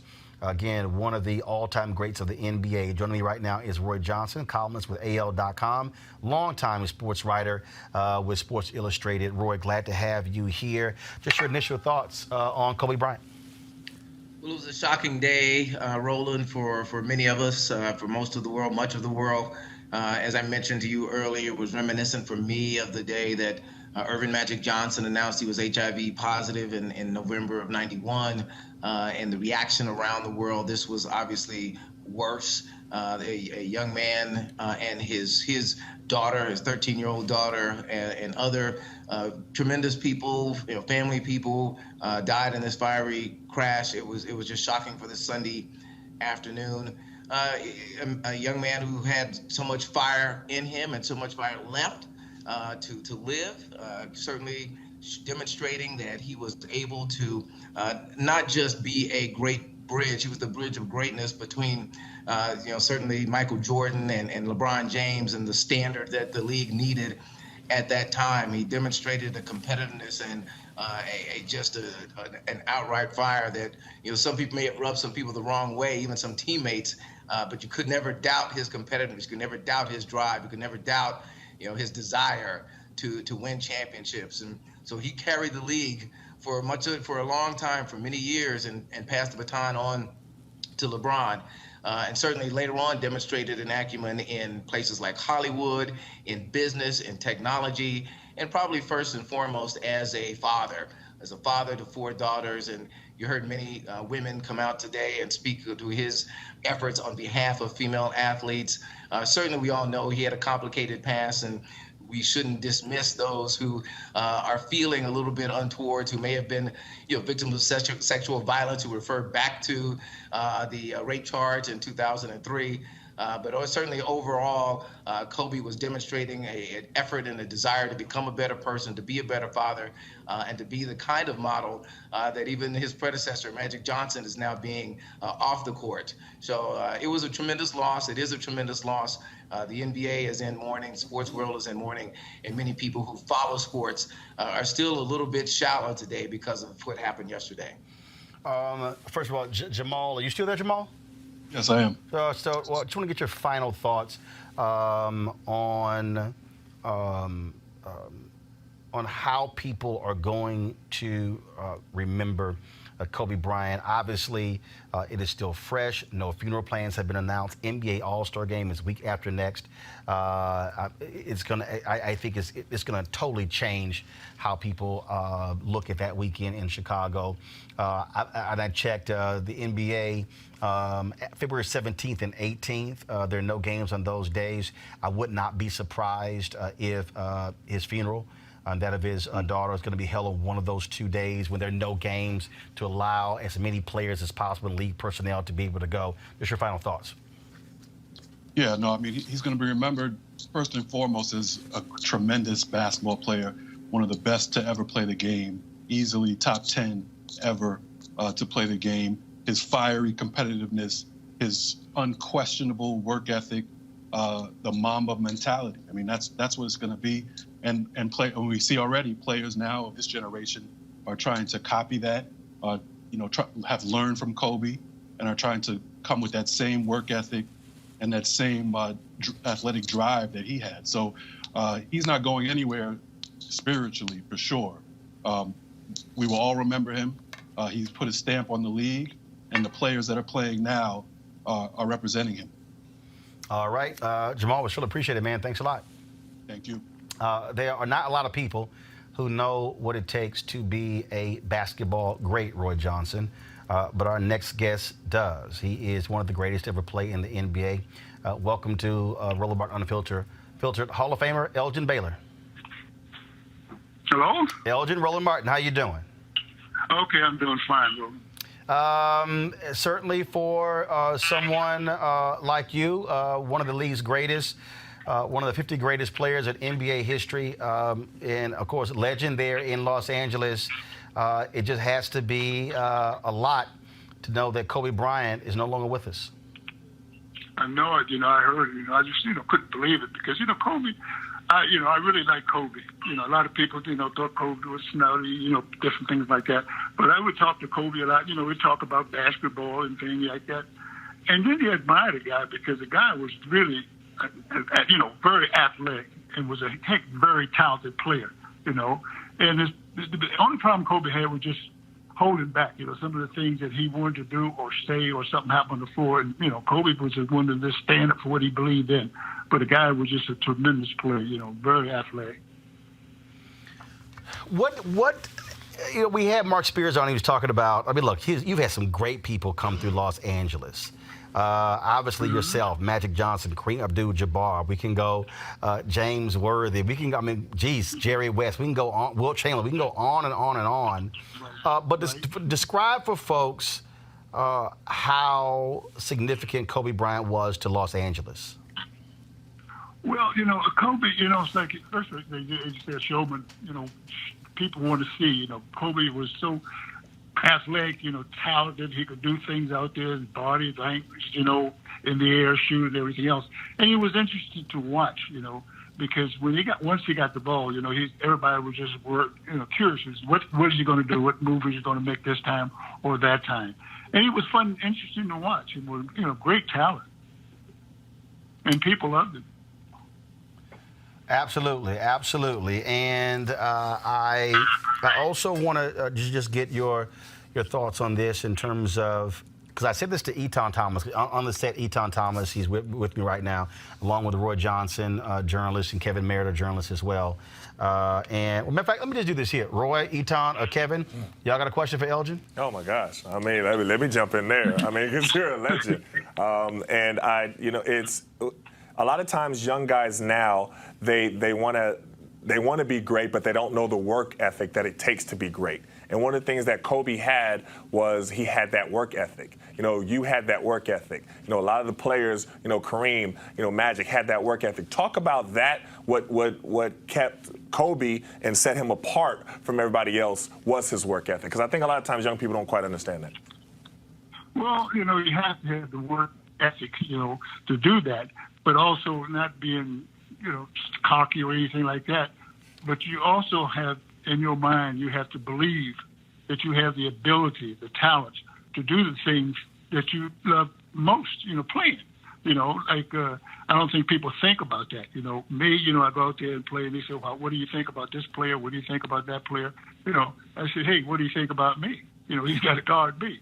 So you just go out there with the attitude that, hey, you can do the things that you want to do. You don't, really, and I'm not putting the opponent down or anything like that, but you have to go out there with the attitude that you can do the things that you would want to do. See, and nobody can, guard you. I used to think that when I go out there, I say, well, nobody's going to guard me. Nobody can guard me. Nobody can guard me. Not being arrogant or cocky, but I just put that in my mind so I can go out there with the mindset that I can do things that, people wouldn't expect me to do. That's great. Well, I got Roy, I think I heard you trying to ask Elgin a question, and then I'm going to go to Kevin. Absolutely. Elgin, this is Roy Johnson. You touched on it, that Kobe was an extremely confident player. Always thought he was, he had the ability that he needed to accomplish whatever goal he needed to accomplish. Talk about his coachability and how difficult it was for him to absorb teaching, to absorb lessons from other people, or was he good at it? And who were the coaches and players and maybe team executives that he listened to most? I don't know because I really wasn't, close to Kobe. There's just like see him at games where you talk and say, watch him practice, say hello. But Kobe was just watching him, a couple of times talking to people. I mean, he was a really unbelievable competitor, and Kobe believes that, what you have to believe that you can do certain things, and probably like his coach wouldn't want him to do certain things. But Kobe would go out there and do the things that he thought that would be beneficial for him, because, and I could understand that because simple reason, he's the guy that got to make the play, take the foul or make the basket. And Kobe would go out there and, would think that, hey, you can't guard me. I'm going to go out there and just do my job. Kevin Meredith. Well, just to have a little fun, Elgin, this is Kevin Meredith from The Undefeated. Magic Johnson said that Kobe was the greatest Laker of all time. I mean, that, and as you know, that the Lakers could have their own Hall of Fame, because there's so many great Lakers. Where does Kobe rank to you in the kind of Laker pantheon? I don't know. Kobe is a great player, but I don't know. See, when I played, the game was a different game. When I played, like, to be honest, I'd rather play today than I did when I played because the game was such a physical game. They could hand check you. That down, they can't do that. And by not being able to hand check you, you can do a lot of things that you normally couldn't do. If you have, excuse me, the phone is ringing the other way. But anyway, I mean, it's like, if playing then, guys would hand check you. And you have guys that were strong guys, big, good hands, and they can almost guide you and direct you the way they want you to go, position, And so it's different, once you don't have that, you can do the things you want to do. It's a different era. It's different. Guys are different today than it was when I played. So basically what you're saying, Elgin, I am not going to say he was the greatest Laker of all time. If you carry further, Elgin, if you guys are playing to 11, one-on-one, you and Kobe, with the rules of your era, who's winning that game? If we had to play, what you mean? You and Kobe one-on-one with the rules of your era, who's winning that? No, it would be difficult. It would be difficult. I mean, with the rules that they have and the rules they have now, when I play, guys could would foul you, give you foul, hold, and everything else. I know. Well, Kevin is asking, Elgin, if you in your prime and Kobe is in his prime, and y'all going one-on-one, you could have took him? Oh yeah. They said, "Oh yeah." See, that's when you know you're talking to a great. It don't matter what their age is. Right. Yeah, I'm gonna take him out. Not being cocky or arrogant, but you have to believe that. I don't believe anybody could check me. I had no problem with anybody guarding me. I like that. That's not what Gus Johnson said. What do you think about so and so and all that stuff? I said, what do you think about me? I like that. He's got to guard me. I'm not worried about him. There you go. Elgin Baylor, always, man, good talking to you. Tell your wife I said hello. Okay. Hey, thanks a lot, guys. I appreciate it. Thanks a bunch. Okay. God bless you. That was great. See, look, let's be real clear. That was great. It's like, see, that's also what I think is always interesting whenever you have these conversations. When cats talk about Jordan was the greatest, or Kobe was great, or LeBron. People who never saw Bill Russell, never saw Oscar Robertson, never saw Earl the Pearl Monroe, never saw David Thompson, cats like that. I mean, and so it's always interesting. But yeah, because Elgin in his 80s, like, no, let's be clear. Yeah. Let's be clear. I could have took him. I love that, though. I love that. I love going to the Retired Players Association meetings and the organization and doing stuff with them events. And you hear the older generation talk, and they talk like they take you out right now. Right, yeah. You know what I mean? We got a court out there. If you know, that's great. It's great. Spike Lee. This death of Kobe Bryant has been real difficult for him. We did reach out to him. Spike is my man, but he declined to talk about. Like a lot of people, just so people realize, a lot of people really, it is still raw, the loss of Kobe Bryant. Spike did posted this on Instagram. Go to my iPad, Henry. When Kobe dropped 61 on the Knicks on February 2nd, 2009, Kobe signed the score sheet. and gave it to Spike. And what's interesting is what he wrote on here. He wrote on here, it said, to Spike, you're the best, Kobe 24. P.S. Spike, this shit was your fault. Him dropping 61. Spike also did the film, Kobe Doing Work. And after the game, they recorded Kobe's commentary for this. The thing, we were just joking, Roy, there with Elgin Baylor. But the thing, like, we'll never forget, when Kobe went up against Jordan, Kobe's whole deal was, I am not scared of Michael Jordan. I mean, he went at Jordan like, okay, you want to ball? Let's ball. Well, Elgin said it. I mean, that's what greatness is. Greatness is confident beyond what most of us, other than maybe Eton, really understand. Confidence is unbridled. It is unwavering. And when confronted with more greatness, it only elevates the level of confidence. Right. So when you see those kinds of matchups, you just want to shut out everything else and just watch what greatness does when it confronts greatness. And each time when each had the ball, they thought that the other was not going to be able to stop them. But if the other one was playing defense, they were like, no, I'm checking you right now. So, those were the great moments when you love to watch, particularly when it was a generational shift. That either the elder did not back down and the youngster wasn't scared. It has been, again, folks, not even, actually about 36 hours now since we actually got word of Kobe Bryant dying in this helicopter crash along with 8 others. So many different players, league personnel, so many people have been just commenting, remarking. One of the folks who played with him and has a ring for it is John Sally. And John Sally joins us right now. You hear John laughing there. John, what was it like putting on the purple and gold with Kobe Bryant sitting across from you in the locker room? Well, let me say, Roland, everybody called me today, and I said no. And then I got a text, and I said yes to being on your show. I love everything you do. I watch you daily. Just want to make sure I did that. I appreciate it. The funny thing is, me being a Piston first, that means I hate everybody else in the league. So putting on that yellow jersey, they don't have white. They play in yellow. And my brother goes, how does it feel having that yellow all on your back? You're a yellow back now, because that's what we used to say. They're cowards. It was sticky, but it felt great. And I was the first to wear 16. I got to be with Kobe when he was 21, 2021. We talked about everything before in the league. He watched tons of tape to the point where the tape he was watching was VHS. They would bring a VHS, set it up in his room, and he would watch players from the past.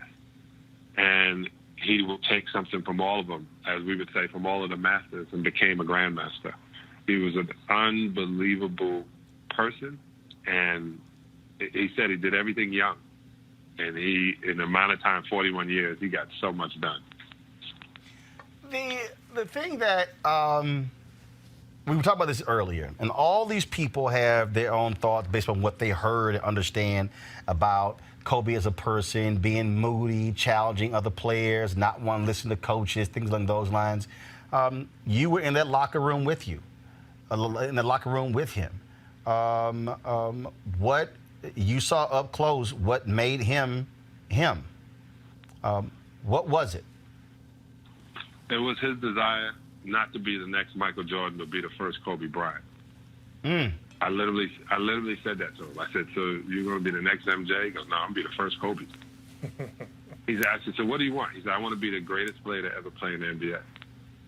That was his answer at 20. And arguably, which I have gotten in tons of trouble on ESPN about when I was saying Michael wasn't the greatest player ever.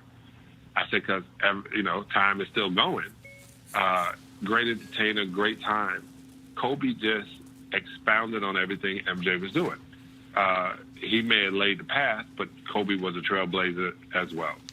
From his shoes to his commercials to his court case, to literally, he showed you how to be humiliated in front of everybody, how to do something that put you in a crazy position. He was vindicated, thank God. But then he just kept going on being great in his sport and let all the rest of it fall where it may. Like, have your idea about him, what you may have, but he was a human being human. And he was a great one. And I'm telling you, when you just talk about the basketball, I played him one-on-one every day. Now I'm 36 at the time. I'm tired as hell after practice, but he stayed there. He got up early. He was in the gym. I'll tell you this one story. When we were in Miami, he just turned 21, so he goes to the club with me. He never gone out because he wasn't 21. We in Miami, so I don't need to say anymore. And to the point where Roland was serious, girls were like, "That's Kobe Bryant," and the bathroom was crushed. Really, it was just for the mirror. And as they were coming at him, he was deflected him. He was like, "Sal, I got to go back to the hotel." I said, "It's 12 o'clock. No. It starts at 12. He goes, "No, I got to train in the morning." I said, "We don't have practice until 12. He goes, no, my trainer's flying in. And he flew his trainer into every city on the away game. And they trained 6 o'clock in the morning to 8 o'clock. Wow. That, and I would tell people, I said, this stuff that y'all wouldn't know, that he was definitely an outlier when you put more than 20,000 hours into making him the best he could possibly be. He was in that thought process, challenging players. Let me tell you, if you show up to work and the work counts on everybody doing their job and you get to work and you thinking about something else, something you left in the room, something you got to do tomorrow, it's going to make you pay attention to those 48 minutes. Think about how many times he had to take a private jet to a plane, play in a game, and then go right back to dealing with not being put in jail forever. Focus. The best focus ever. Got three folks here, Roy Johnson, Eton Thomas, as well as Kevin Merida. Eton, you got a question, John Sally? Well, you know, they all owe me money, too. You know, I like to hear former players tell personal stories about Kobe, you know, pretty much to negate a lot of the negative stories that I've been seeing. We talked about this earlier, and that really irked me that people would use this time to talk negatively about someone that just passed. But could you share a personal story that you've had with him, this that people don't know, another one that is a heartwarming story, that why he is such a special friend off the court, you know, outside of basketball? All right, so I went to the studio with him. Some people didn't think he could rap. I thought he could rap. I went to the studio. He could play basketball. He could rap. Kid did it all. And, you know, I'm in this unbelievable fraternity, probably the best fraternity on the planet, Omega Psi Phi Incorporated. You lost your damn mind. You know that's a little youth group. If you ain't an alpha, you're an imposter. Go ahead. Go ahead. You can tell by the greatness. But listen, and his brother-in-law was an Omega too. And as a brother said, there's a word we use in Omega, it's called discretion. And I was like, word, he taught you something. That's good. And so Omegas have discretion? Shocking. Go ahead. I'm sorry. Go ahead. And he pointed, and he was pointing at Vanessa. And I said, well, hey, he goes, yeah, it's my girl. I go, what? When you got time? He goes, yeah, man, you know. He said, that's it. I'm going to marry this girl, man. This is it. I said, man, come on. You just turned in 21. Don't give up your 20s. Take it from somebody who's been married 26 years. Keep your 20s. He was like, nah, that's my wife right there. She's going to have my kids. We're going to have an unbelievable family. He said, yeah, that's the one. At 21, he knew this. This kid would literally come in, and I asked him, I said, why'd you go pro? Why didn't you go to Duke? Why didn't you do any of that stuff? He was like, I wanted to play against Michael. I heard he was retiring. I wasn't going to have a complete career unless I played against the guy I looked up to. Which was funny because he looked up to his father. Everybody needs to know that. Jelly Bean was his hero. Michael Jordan, he emulated his moves behind, but his tenaciousness and his way of playing is like his father, Jelly Bean, who was a great pro. He just didn't get as many chances because he was playing behind or next to Dr. J. Roy Johnson, question for John Sally. John, how you doing? As you know, back in probably when Isaiah Thomas said that people don't appreciate how hard athletes work to be great. He said that sometimes people think that he became. You talked about Kobe's work ethic. Back in your early years, eating habits were not great in the NBA. I was on the road with a lot of players, and they would take their meal money and go right to the fast food place.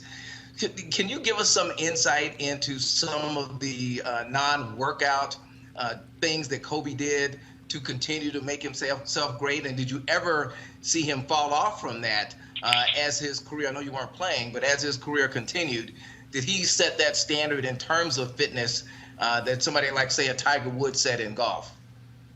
Yeah, I would say when we would go to TGI Fridays, and I was a vegetarian. Now I eat a plant-based vegan diet. Roland, I know you hear me, but anyway, I would literally say, I watched him build his muscles and his shoulders. I watched him literally. He got some tattoos too, which was weird for me because he was so, again, doing what everybody else is doing. But he wound up. His wife wound up giving him some flavor. He wound up getting a chef. He wound up realizing food was direct correlation to how you were going to perform, what you were going to put inside your race car. Me getting to him, trying to get people not to eat steak and fish and all that. I said, you can't have something dead in your body and call that a healthy lifestyle. He obviously was doing it to the best of his ability. That's the best way I'm going to look at it because, every day we're all trying, right? So I would say him eating, knowing, and he was regimented. I mean, I remember when he first was talking about the helicopter, it was for convenience so he can be more of a family man. It wasn't so he can ball out. He had to train and he had to be a father and husband. And he couldn't do that with traffic in between. So the guy thought literally of the easiest way he can be accessible and true to himself at the same time. Kevin Meredith. Hey, John, this is Kevin Meredith, Undefeated. You played, certainly with the Pistons, and that was its own iconic team, and as you mentioned, the Lakers. And so you had some different models of leadership on teams. And what was the model of Kobe as a leader at the Lakers when you were there? Would you describe that? Well, the difference is Kobe was quiet when I was there. Ron Harper came in. Shaquille was, just a born leader. Kobe was quiet and to himself, but his leadership came through his basketball. He realized he would talk to Tex Winter, who is the creator of the triangle offense, or I would say the one, I'm going to say creator. And he would literally see where his spots were to score. He realized what it did for Michael within the system. Within that triangle system, it looked like Michael was getting the ball all the time. No, Michael was just in the position of scoring one-on-one all the time. And no one's going to be able to guard you one-on-one, not when you're that talented. So I would say his leadership was, we knew Kobe was the man, and he didn't have to say it. He put his headphones on, listen to music. He didn't play cards that much. He was quiet to himself. I would just go sit with him, talk to him, just to get in his head. And remember, he was only 20 years old. Yeah. After they won their second, third championship, after Shaq was traded, Kobe then had to take on the leadership, and he knew it took being on top of somebody. Bill Laimbeer, when I was on the Pistons, was like that. And it seemed like he was always pressing me. And he would say, because I know you got talent. And that's the way Kobe was. He knew these guys had talent. He knew what he could do, but he wasn't going to be great until everybody around him, he made everybody around him better, if not better than they thought they could be. And that proved in 2010. John Sally, I appreciate it, man. Thanks for joining us. Next time I'm in L.A., anytime. We'll go for some ribs. That's right. Got some vegan ribs. I got the perfect place for you. I appreciate it, Doc. Thanks a lot. And tell the rest of those guys, especially Undefeated, cash at me. That was for you, Kevin Merida. I got it. That's right, Kevin. All right, John, thanks so much. I appreciate it. Folks, shortly we'll be joined by James Worthy, another Los Angeles Laker great and Hall of Famer. Folks in control room, let me know when we have James on the phone. It is interesting, Etan, the point you made earlier when you talked to guys who played with him, not just played against him, who played with him, who, and again, for people who don't realize the amount of time you spend with teammates. I mean, they see them if they had drama at home, they see it walking to the locker room. The things in terms of stuff with family and kids and seeing on the road. I mean, all those different things go with it. It is a different understanding when they're sharing those thoughts about that particular person. No, completely different. And that was my point, that, you know, people outside that are doing all this criticizing and demonizing, they didn't know Kobe. You know what I mean? They don't know anything about him. And that's why I asked him. I was like, well, share some personal stories, because these are stories that people didn't hear. And I remember, you know, social media is relatively new. You know, so you know, back then, even when I was playing, there wasn't any social media. You know, and so they're just knowing what reporters write about them. So that's why when you have, you know, Kobe Bryant making a statement about, you know, the players after Trayvon Martin was murdered, you know, the reporter completely misinterpreted his words. But now you have guys that can go to their own social media and say exactly what they want to say. No, this is what I have to say. I don't need you as a media to be able to interpret what I say. Now, we could do a conversation after what I say. You know what I mean? You could do the follow-up, but if I really want to say something, I could use it on my own. Players back then didn't have that. You know, John Sally didn't have that. James Worthy, who were going to be Elgin Baylor, they didn't have that. So it was a lot different. But yeah, people they didn't know Kobe. And when you hear people who played with him, on the team with him, you know, you hear a completely different story. It's a different life when you have to slip on that purple and gold, knowing full well you're walking in the footsteps. You look at the rafters, you walk in the footsteps of the Jerry West, of the Elgin Baylors, of the Wilt Chamberlains, Kareem Abdul-Jabbar. I mean, the list goes on and on and on. One of those folks is James Worthy, North Carolina great, and of course, Hall of Famer himself. One of my golf buddies, James Worthy. Welcome to Roland Martin Unfiltered. Roland, how are you, buddy? Man, doing great, doing great. Hate to have to talk to you under these circumstances as we pay homage to the great Kobe Bryant. Yeah, it's a tough topic right now. You know, unexpected death that happens so quickly and so suddenly, and it happens to someone that you watched grow up over the last 20, 21 years. And, you know, his daughter, Gigi, who they had a remarkable relationship as she was starting her journey, trying to learn the game and be like her dad.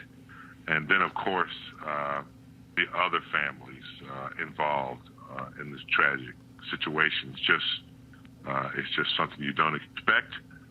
But something you do have to accept and acknowledge and move on. You know, when we had Elgin Baylor on earlier, and obviously one of the 50 greatest in NBA history, Hall of Famer, you a Hall of Famer. Just share with the public what you have to do to be great, what you have to go through mentally and physically to be one of the greatest to ever play the game.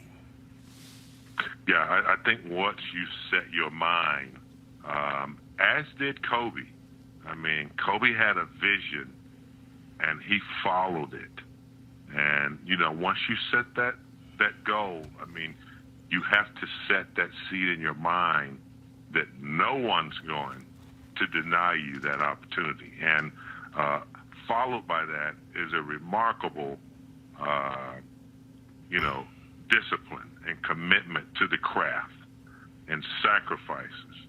You know, when you're in high school or college and everybody else is at the mall or, you know, hanging out or partying, you have to make that sacrifice to really, you know, enhance your game. And Kobe did that. He sought out the best, and he tried to defeat that. Michael Jordan was like that. Another assassin-type player, and Kobe just took it to the next level. I mean, not only did he want to be the best, he wanted to break records and dominate. And so he had a really good percentage of time doing that throughout his career. Did he come to you to pick your brain? He did.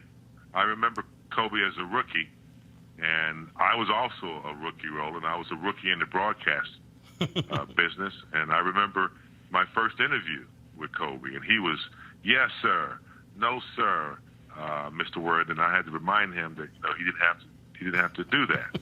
And then I watched him, really start to hone in on his craft, and then later on, about his 8th year, he called me, and he wanted to pick my brain because my specialty was footwork down in the post, and I didn't see where I could enhance his game at all, but he wanted to pick my brain on certain things that, he was trying to do.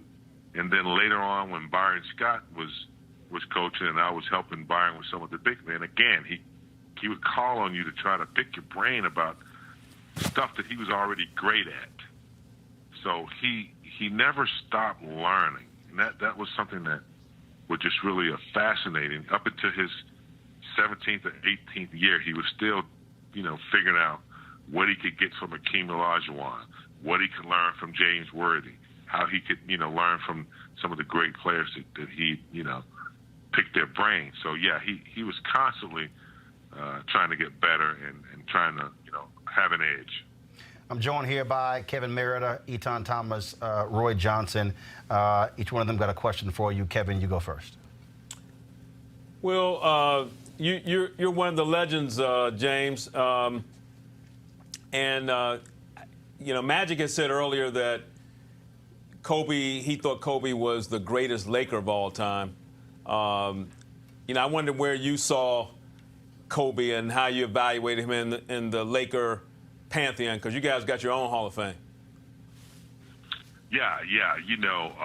For a long time, man, Kareem's been my guy. When they said who's the best player ever to play in the NBA, Kareem, 4 years of college, academic All-American, 3 years of varsity and once on the JV when freshmen couldn't even play on the varsity. But I remember when Kareem came here from Milwaukee, it took Kareem a couple of years to get things going, and then it wasn't until Magic came to the Lakers that then the success started to roll. So I might have to agree with Magic, the greatest Laker to ever play the game. I know Shaq, was a dominant player, but what Kobe did after Shaq left, winning 2 more championships and dominating the game, the way he scored, the way he was viciously dissecting people, 81 points against Toronto, 60 points somewhere else in New York. So I'm going to have to agree that he's been the greatest Laker in a Laker uniform for what he's been able to achieve as far as Etan. Mr. Worthy, this is Etan Thomas. First of all, my wife is a huge fan. She grew up in L.A., in Inglewood. She wore number 42 at Syracuse because of you. So just to, I have to tell you that. But I wanted to ask you, you've been there for Magic as a leader, for Kobe as a leader, and LeBron as a leader. And if you were comparing their leadership styles, is there a common thread in their leadership, or are they completely different styles? Well, first of all, Etan, we love everything that you do, man, post your career. You're a conscious brother, and you keep it real, and we support everything that you do. I appreciate that. But Magic was a leader. Magic enhanced everybody around him. He was a distributor. Magic knew how to monitor people constructively. I remember when I was going through a shooting slump, and I needed some extra shots. Well, I'd come into practice early, and instead of a ball boy, throwing me balls or throwing me back my rebounds, Magic would be out there. That's the kind of leader he was. Magic and Kobe was a different kind of leader. You know, Kobe was like, in your face, you got to work hard or else. You know, he really pushed you, you know, to the limit, almost antagonizing you in practice. He was a beast. You know, if you were weak, he would just trample all over you and wouldn't give you, you know, that's the kind of leadership he was. You know, I'm going to trample over you, and then you follow me. You know, he expected excellence. You know, if he was working hard, he expected you to work hard. Different kind of leadership. LeBron, similar to Magic in a sense, distributor. You know, enhancing everybody else around him. Think pass first, kind of a leader. So they all have leadership qualities. Kobe's was, if you're not ready, then your ass is gonna get left behind, or I'm gonna run over you. He was just that kind of assassin, night in and night out. Roy Johnson. James, we've talked a lot about Kobe's greatness on the court, and I'm interested in his evolution off the court. You played with Magic, and you know that Magic was preparing for his post-career from the day he arrived. He would pick people's brains if they're the people who were sitting courtside. If he ran into you in an airport or someplace like that, he was always picking the brains of smart people and successful people. You were able to observe Kobe for most of his career. When did you start to see that greatness begin to translate off the court? And did he share some of the same traits and strategies of Magic and other Lakers by really immersing himself with people who were coming to the games and picking their brains about how they achieved success? Yeah, Kobe was a quiet gatherer of assets and information. You know, I can't think of any athletes that upon his retirement goes out and wins an Oscar. That just doesn't happen. And, you know, I had an opportunity to go down to Orange County once and do a one-on-one interview in his office. And Kobe's up at 5 o'clock, you know, every morning. And he's in his office. And he loves to tell stories. That's why he wrote that short documentary that won the Oscar. And then one of the things that really upsetting is that we didn't get to see the second half of his career. He gave us everything, man. He gave us blood, sweat, and tears as a basketball player, as an athlete. And really, we were looking forward to his second career, whatever it was he was going to do. He had Mamba Academy. He loved to write short stories. He had a plethora of global exposure and deals globally. It was huge all over China. So he was getting ready to do some big things. And of course, he had committed to the daughter that really loved the way he played the game and really wanted to carry on, you know, the Kobe brand. I mean, he didn't have any sons, and she was going to do it, Gigi. So his commitment to his kids, you know, Kobe had evolved. We all do. You know, we all as young athletes coming in, no matter if we come from high school or we come out of college, we all go through this evolution of growing up. And sometimes we all have to sit with ourselves and, you know, take constructive criticism. And then we evolve as something authentic and real. And so I think that's what happened to Kobe. And he had, you know, kind of ascended into a really cool guy and a good dad and someone you could appreciate, you know, where he had come from and what he was trying to do going forward. James Worthy, we certainly appreciate you joining us to share your thoughts about Kobe Bryant. Thanks a bunch. You got it, brother. All right, folks. Final thoughts. I'll start with you, Roy Johnson. Again, I think what James said, he said many great things. He said it was a quiet gatherer of information. But I think what I heard most was that we didn't get to see the second half, and that the second half was probably going to be as exciting. It was certainly going to be an embodiment of his work ethic, as embodiment of his intellect, an embodiment of his evolution as a human being, as a man, as a father, and someone who just was going to continue to chase greatness. So I think that's what we are all going to miss. We'll all have the highlights. We will see the great plays, but we all wonder, what could Kobe Bryant have done off the court as a father, as a husband, as a business person, as a producer in Hollywood, and it's just a script that never got to be written. Kevin Merida. Well, just to pick up on what Roy said, the next act was an important act. It reminded me of something my colleague Dominic Foxworth said on one of the shows this morning, that a lot of times athletes, when they leave the profession, he said for him, he was kind of lost. You know, it's hard to find your footing, and the bigger you are in your initial profession, and as big as Kobe was, to then segue into the next thing, all eyes are on him, and to have and to look and see some early accomplishment, but we didn't quite know. That's the part that kind of sticks with me, that just how difficult it is to really, establish yourself as a Hall of Fame in one profession, and now you got the next half of your life, and you got to try to live up to your own greatness. And I was really looking forward to seeing how that was going to evolve. Eton. I think that was beautifully said by both of you. I want to repeat everything that you said, but I'll go in a different direction. On social media, there's a lot of people who are kind of criticizing people for sending condolences and being torn up and grieving for someone who they didn't know.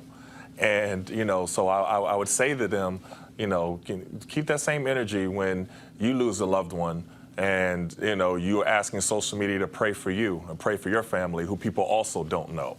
It's important to allow everyone to grieve, and everyone is grieving this incredible loss of Kobe Bryant. You don't have to know him to be able to grieve. You grieve for his family. You grieve for his surviving daughters, who are now going to miss a father and a sister. You grieve for the pain that they're going to feel, and that's what makes us human. So allow people to grieve, and this is definitely an incredible loss. People say that. I think that, the reality is, one, it's a silly statement, because they don't know the impact that someone has on someone else they've never met. I mean people all around the country. Right. People have stopped me in other countries. Yesterday, I'm flying. I did ABC This Week yesterday. I'm in the airport. I'm at JFK, and I walked by. The sister goes, "Oh my God, Roland Martin." I was like, "How you doing?" She walked over. She shakes my hand. She said, "I watched you when I was 16 years old when you were on CNN, and you have no idea how you changed my life. Mm-hmm. I just want to shake your hand." Mm-hmm. She had no idea she was ever going to meet me. So when people, and so that's just the reality. People impact us, who are musicians, who are actors, who are entertainers, who are politicians. There are people, when Rosa Parks' body was lying in state in the U.S. Capitol, in the Rotunda, the lines, they had to actually stop. Those lines would have went on for an entire week. Most of the people never met her. Right. But it was what she did. Right. And that's the reality. It's what people do.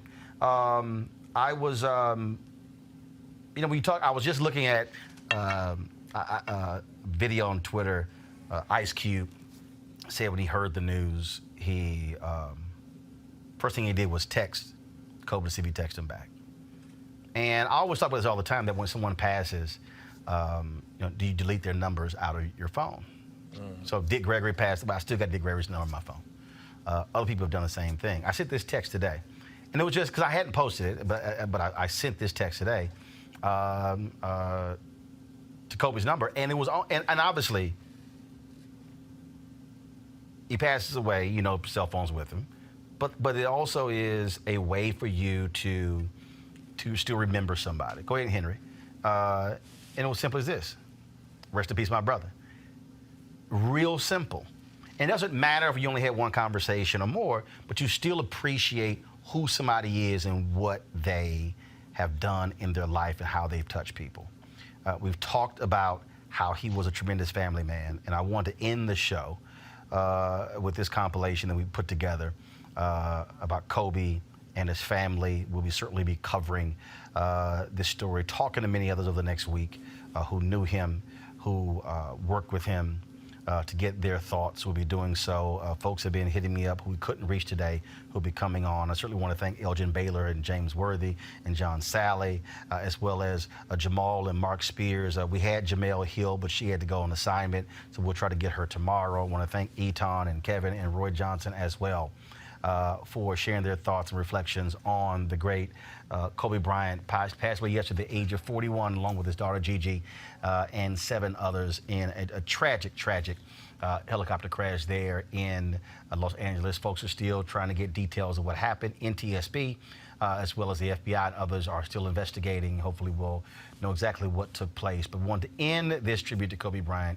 with this compilation of who he was in terms of how he would want to be remembered, and that is as a husband and a father.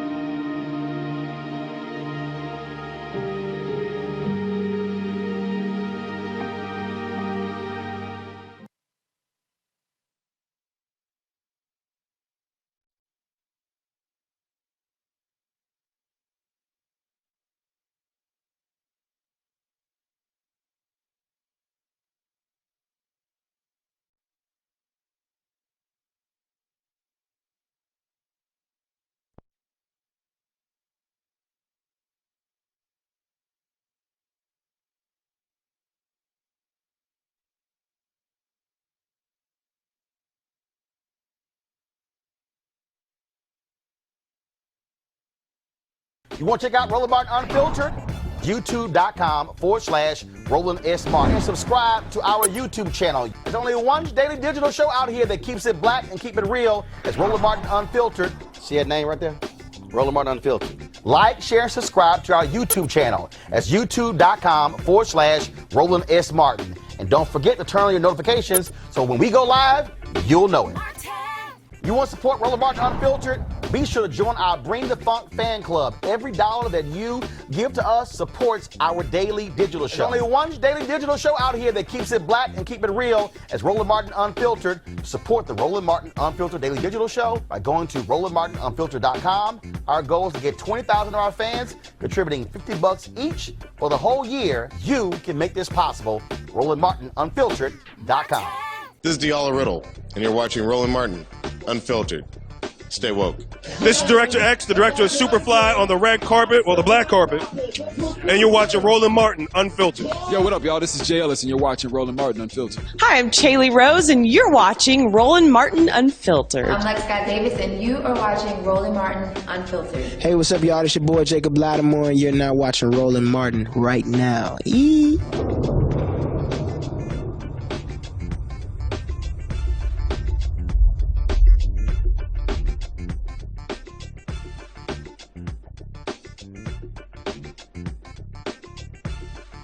Hey fam, want to check out Roland Martin Unfiltered? The blackest show on all of digital, cable, and broadcast. Check out our audio podcast.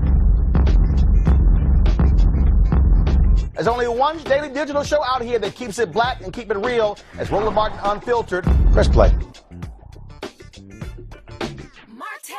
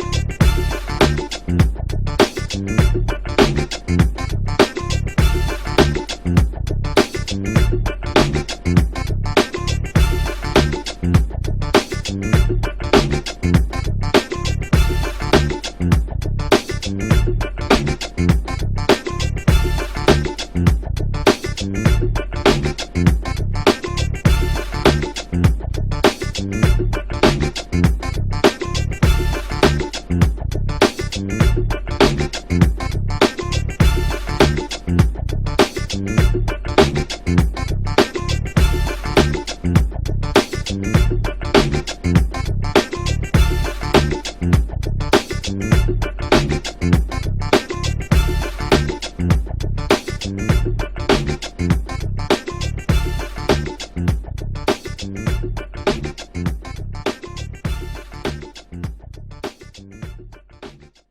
want to check out Roland Martin Unfiltered?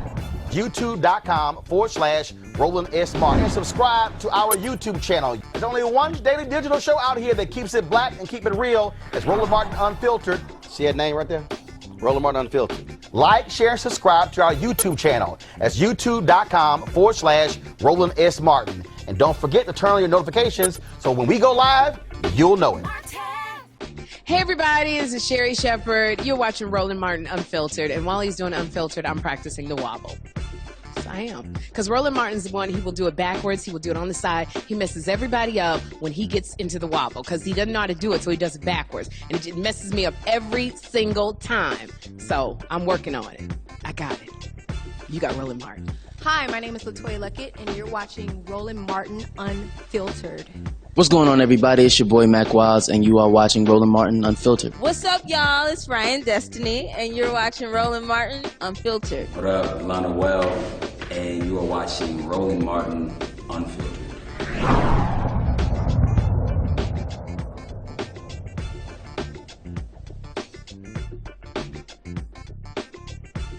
You want to support Roland Martin Unfiltered? Be sure to join our Bring the Funk fan club. Every dollar that you give to us supports our daily digital show. There's only one daily digital show out here that keeps it black and keep it real. As Roland Martin Unfiltered. Support the Roland Martin Unfiltered daily digital show by going to RolandMartinUnfiltered.com. Our goal is to get 20,000 of our fans contributing $50 each for the whole year. You can make this possible. RolandMartinUnfiltered.com. Hey fam, want to check out Roland Martin Unfiltered? The blackest show on all of digital, cable, and broadcast. Check out our audio podcast. There's only one daily digital show out here that keeps it black and keep it real. It's Roland Martin Unfiltered. Press play. Martin.